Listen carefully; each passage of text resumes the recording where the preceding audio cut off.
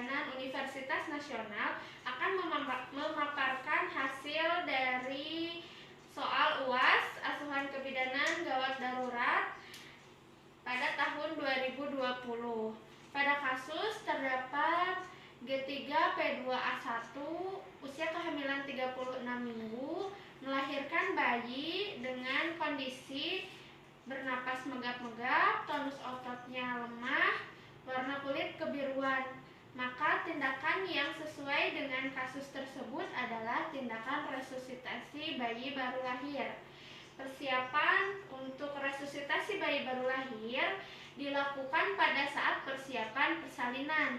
Yang dipersiapkan adalah lampu sorot, meja resusitasi, kain kering 3 lapis, pengganjal bahu, dili, ada bengkok, dan juga ada sungkup.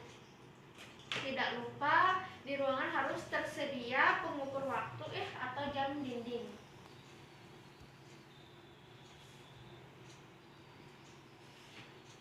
Ketika bayi lahir dilakukan penilaian apakah bayi cukup bulan, apakah bayi bernapas spontan, apakah ketuban mekonium atau apakah ketuban jernih, dan apakah bayi bergerak dengan aktif. Jika salah satu dari pertanyaan tersebut adalah tidak, maka tindakan yang dilakukan adalah resusitasi bayi baru lahir. Nah, perlu diketahui jika pada saat bayi lahir dengan mekonium dan bayi bernapas spontan, maka lakukan pemotongan tali pusat, lalu lakukan langkah awal resusitasi bayi baru lahir. Jika terdapat mekonium, bayi megap-megap atau tidak bernapas spontan, maka buka mulut bayi dan lakukan pengisapan lendir. Lakukan pemotongan tali pusat, lalu langkah awal resusitasi. Pada kasus tersebut, setelah dilakukan penilaian, ternyata bayi kurang bulan, lalu bayi juga bernapas lemah dan bernapasnya megap-megap, tonus otot lemah dan kulit kebiruan, maka di bayi dilakukan pemotongan tali pusat dan dipindahkan ke meja resusitasi untuk dilakukan langkah awal resusitasi. Pertama, jaga kehangatan bayi dengan menyelimuti badan bayi. Yang kedua, posisikan bayi diganjal, bahu diganjal dan semi ekstensi. Seperti ini. Yang ketiga, lakukan pengisapan lendir pada mulut bayi kurang dari 5 cm, pada hidung bayi kurang dari 3 cm. Setelah itu, keringkan badan bayi, dimulai dari muka, badan bayi, hingga kaki bayi, sambil melakukan rangsangan taktil.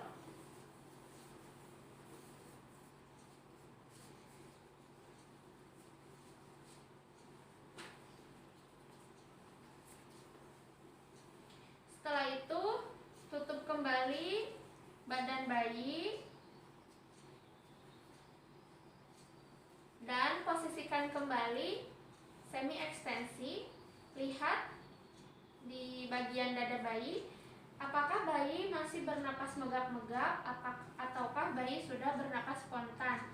Jika bayi sudah bernapas spontan, maka dilakukan, jika memungkinkan, dikembalikan ke ibu untuk dilakukan IMD. Dan jika bayi bernapas masih megap-megap, maka dilakukan resusitasi bayi baru lahir dengan ventilasi. Sebelum dilakukan ventilasi, maka lakukan pengecekan balon apakah bocor atau tidak. Nah, ini untuk sungkup juga harus disesuaikan dengan bentuk dan muka bayi. Jadi harus menutupi hidung dan mulut bayi. Setelah itu dilakukan, dipegang dengan posisi seperti ini. Dilakukan ventilasi percobaan 2 kali, namun ada beberapa sumber sekarang sudah tidak dilakukan VTP percobaan. Dilihat apakah dada bayi mengembang atau tidak. Jika sudah mengembang berarti udara masuk, dan lakukan ventilasi selama 20 kali dalam 30 detik. Kita mulai. 1, 1, lepas 1, 2, lepas 1, 3, lepas 1, 4, lepas 1, 5, lepas 1, 6, lepas 1, 7, lepas 1, 8, lepas 1, 9, lepas 1, 10, lepas 2, 2, 1, 2, 2, 2, 2, 2, 3, 2, 2, 4, 2, 2, 5, 2, 2, 6, 2, 2, 7, 2, 2, 8, 2, 2, 9, 2, 2, 10. Setelah 20 kali 30 detik, maka dilakukan penilaian kembali apakah bayi sudah bernapas dengan baik atau masih megap-megap. Jika bayi masih megap-megap, maka dilakukan kembali ventilasi sama seperti 20 kali selama 30 detik dan dilakukan penilaian setiap 30 detik. Jika ventilasi sudah dilakukan 2-3 menit dan bayi masih megap-megap, terus jantung juga kurang dari 100, maka dilakukan persiapan rujukan. Sebelum dilakukan persiapan rujukan, tadi harusnya di awal memang sudah diberikan inform konsen dan diberikan kembali inform konsen untuk dilakukan rujukan kepada keluarga. Nah, setelah kami dilakukan rujukan, maka ventilasi tetap diteruskan dilakukan, dan setelah 10 menit dilakukan resusitasi, ternyata bayi masih tidak bernapas dan tidak ada denyut jantung, maka resusitasi dihentikan, lalu melakukan asuhan suportif atau pasca resusitasi. Jika bayi tidak bernapas dan tidak terdengar denyut jantung, maka lakukan konseling kepada ibu, terus dinyatakan bayi meninggal, dan asuhan perawatan payudara.